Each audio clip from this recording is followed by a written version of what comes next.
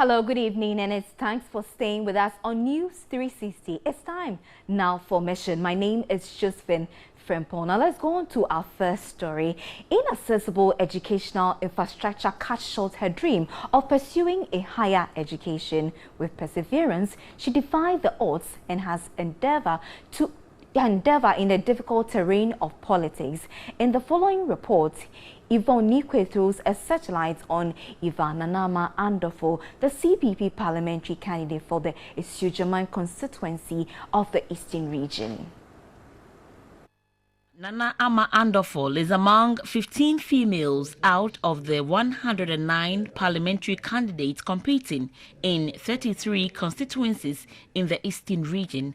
The ICT specialist and graphic designer is the CPP parliamentary candidate of Asiedu-Dartey constituency, where she's competing with two other candidates. Eva Andorful, who has been physically challenged for more than 2 decades, says she is unfazed with the presence of two male candidates and has vowed to win the seat. She explained that campaigning has been a challenge due to her inability to campaign in areas that are inaccessible. My constituency has a lot of challenges when it comes to the road network, and considering my physicality and also not having access to vehicle that takes me around, it has been one of the major challenges I am facing, moving around the communities, mobilizing my own vehicle to go around with. It has not been easy. Her campaign message anchored on the need to help improve access to quality education and articulating the concerns of persons with disability. I have realized that the standard of education too has gone down. So I will see how best I can help so that the educational standard will go up.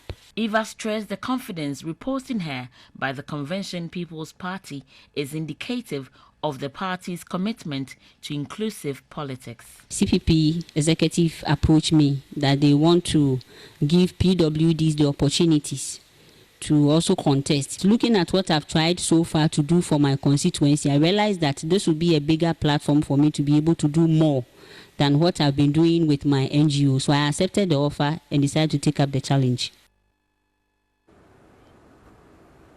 Now, some persons with disability in the Adan West district of the Greater Accra region wants the Electoral Commission to make the electoral process more accessible to them.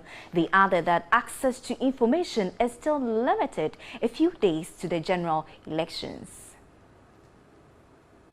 600 persons with disability living in Sege and Adan West districts.